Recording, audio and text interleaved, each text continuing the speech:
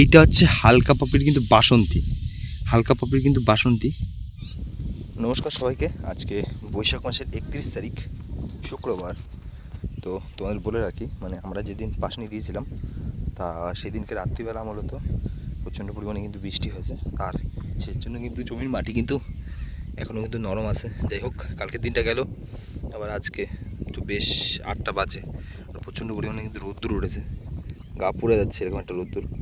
এই দেখতে পাচ্ছ এই গাছগুলো মা ঠিকই বলেছিল, দেখো এই বৃষ্টি হওয়ার পরে কিন্তু আবার মনে হয় জাগিয়ে গেছে, দেখো সব জ্যান্ত হয়ে গেছে, আর লেগে লেগে গেছে, আবার নতুন করে শিকড় বেরিয়ে গেছে গাছগুলো। যাই হোক, এগুলো তুলে ফেলে দিতে হবে, আর আমাদের কিন্তু ওই পাশটা বাকি আছে। আর গাছে দেখো কি পরিমাণে মাটি লেগে রয়েছে। আর এটা মূলত বর্ষার জাত, একজন দাদাভাই কমেন্ট করেছিল যে কি জাত। যাই হোক, এটা মূলত বর্ষার জাত, আর এটা হচ্ছে বাসন্তী, এটা হচ্ছে হালকা পাপড়ির বাসন্তী। যেহেতু বর্ষায় কিন্তু ঘন পাপড়ি চলে না, ঘন পাপড়ি লাগালে কি হয়, মানে জলটা বেশি সময় ধরে রাখে, আর হালকা পাপড়িতে কিন্তু জল বেশি সময় ধরে রাখতে পারে না।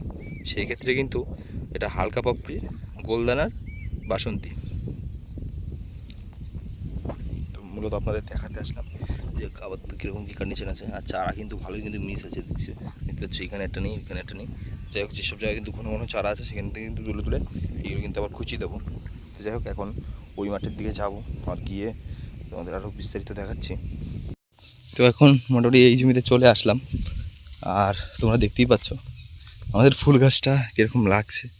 মানে আমি একটা সময় ভেবেছিলাম যে যেহেতু গাছটার হাইট ঠিকভাবে হয়নি, তারপরে একটা আনম্যাচুরিড গাছে ফুল তুলছিলাম, সেই ক্ষেত্রে পরবর্তীতে গাছ কদিন লাস্টিং করবে সেটা নিয়ে একটু কনফিউজ ছিলাম। হয়তো যেহেতু 2.5-3 মাস, মানে আড়াই মাস মতো ফুল তোলা যায়, সেক্ষেত্রে আমি ভেবেছিলাম হয়তো 1-1.5 মাস মতো ফুল তুলতে পারবো। তো তারপর কিন্তু গাছের কন্ডিশন পুরোপুরি পাল্টে গেছে, আর দেখতে পাচ্ছ কীরকম পরিমাণে কড়ি আসছে, সব জায়গায় জায়গায় আছে। আর ফুলের দেখো কালারটা আর গ্রোথ খুব সুন্দর।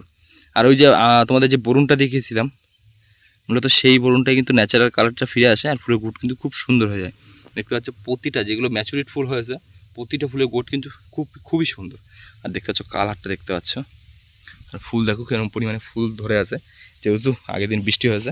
তো আজকে দেখি, আজকে না হলে কিন্তু কালকে কিন্তু ফুলটা কিন্তু তুলবো। দেখতেই পাচ্ছ মোটামুটি ফুল কিন্তু হয়েছে, ভালোই ফুল হয়েছে। আর এই লেদা পোকার জন্য কিন্তু খুব একটা সমস্যায় ছিলাম, তো তারপরে কিন্তু ওষুধ দেওয়ার পরে কিন্তু এখন মোটামুটি সব কিছু কিন্তু ঠিক হয়ে গেছে। আর যদি দেখো, মানে বেশিরভাগ ফুলটা কিন্তু গাছের ভিতরে, আবার কিন্তু নতুন করে কিন্তু কড়ি আসছে, আর আমরা কিন্তু বেশ কয়েকদিন তুলেছি কিন্তু ফুল, সেটা সম্ভবত তোমাদের দেখানো হয়নি, দেখতে পাচ্ছ। আর এখন কড়ি যে এসছে, কী পরিমাণ কড়ি এসছে ধারণার বাইরে। আর এই সময় যদি মানে আমাদের যদি কড়ি আসে, তার মানে প্রায় মানে সবার কাছে কিন্তু কড়ি এসছে, সেই ক্ষেত্রে কিন্তু বাজারটা একটু পড়ে যাওয়ার ভয় আছে। যাই হোক, মানে কম হবে। আর এই পাশে আমাদের ওলটা রয়েছে, তার ভিতরে এজিল কিন্তু দেওয়া হয়েছে, এই শ্যামা গাছগুলোর জন্য এজিল দেওয়া হয়েছে, সার দেওয়া হয়েছিল, সেটা তো তোমাদের দেখিয়েছি। মাটি ফাটি এখন নরম আছে, সুন্দর রয়েছে আপাতত। আর যে কচু গাছটা, এটাও খুব সুন্দর হয়েছে। এটা বীজের জন্য দেখি যদি সম্ভব হয় 2 লাইন মতো বীজ রাখলে হয়ে যাবে, 10 কাঠা আমি লাগাতে পারবো। যেহেতু 5 লাইন মতো আছে, 4 লাইন মতো আছে। যাই হোক, 2 লাইন দেখি বেচতে পারি নাকি, মানে যদি হয় তাহলে বেচে দেবো, ফালতু রেখে তো লাভ নেই। আর এই পাশে তোমাদের সব কিছু দেখেছি, কিন্তু আমাদের ধানের পরিস্থিতিটা তোমাদের দেখানো হয়নি। তো ধানের ক্ষেত্রে বলে রাখি, আমরা কিন্তু ধান ঝেড়ে কিন্তু কমপ্লিট করে ফেলেছিলাম, মানে বেশ আগেই, খুব তাড়াহুড়োর মধ্যে ছিলাম, সেক্ষেত্রে কিন্তু ভিডিও করতে পারিনি। আর এই ধানের মানে সব কিছু নিয়ে ফিয়ে বাড়ি চলে গেছি, আর মূলত ধানের যে বিচুলিটা সেটা কিন্তু জমির মধ্যেই রয়েছে, তো সেটাও তোমাদের দেখাচ্ছি।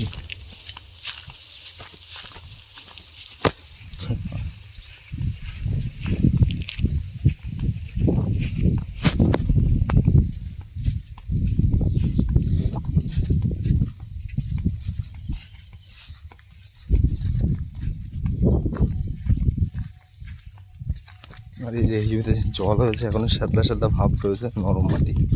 আর এই যে দেখতে পাচ্ছ ঝেড়ে কিন্তু কমপ্লিট করা হয়ে গেছে। বিচুলি এরকম করে রাখার কারণ, বিচুলি একজনকে দিয়েছি, তো সেও মোটামুটি নেবে বলে এই তাঁবুটা দিয়ে কিন্তু আমরা ঘিরে রেখেছি, যেহেতু সে নেবে জিনিসটা, পরে ভিজে গেলে সমস্যা হতে পারে। কিন্তু বিচুলি কিন্তু শুকনো, এরকম সুন্দর করে গাদা দিয়েছিলাম, যে আমারও তো জল পড়েছিল, সব কিছু এরকম উপর থেকে নিচে দিয়ে নেমে গেছে। চলো এখন বাড়ির দিকে যাব। অনেকেই জিজ্ঞেস করো যে দাদা এটা কী জাত তাদের একটু ভালো করে যদি বলি তোমাদের, মানে এইটা হচ্ছে হালকা পপির কিন্তু বাসন্তী, হালকা পপির কিন্তু বাসন্তী, আর গোলদানা হালকা পপির বাসন্তী। আমরা যেহেতু জানতাম যে আমাদের এই চারাটা মানে ফুলটা তোলা পড়বে বর্ষার মধ্যে, দেখতে পাচ্ছ ফুলে কিন্তু এখনো জল দেখতে পাচ্ছ। এইটা কিন্তু আমরা মানে আমি জানতাম যে বর্ষার মধ্যে কিন্তু তোলা পড়বে, সেই ক্ষেত্রে কিন্তু বাসন্তীটা মানে হালকা পপির বাসন্তী নিয়ে এসেছি। আর যদি জানতাম যে গরমে থাকতো তাহলে কিন্তু সেক্ষেত্রে কিন্তু ঘন পাপড়িটা চুজ করতাম। ঘন পাপড়িটা বেশিরভাগ শীতকালে সবথেকে বেশি ভালো হয়, বর্ষা এবং গ্রীষ্মকালে না হয় সবথেকে বেশি বেটার। আর দেখতে হচ্ছে ফুলের কালার আর গাছে কিন্তু প্রচণ্ড পরিমাণে করে এসছে। চলো দেখাবে নতুন কোনো ভিডিওতে, ততক্ষণের জন্য ভালো থাকবেন, সুস্থ থাকবেন।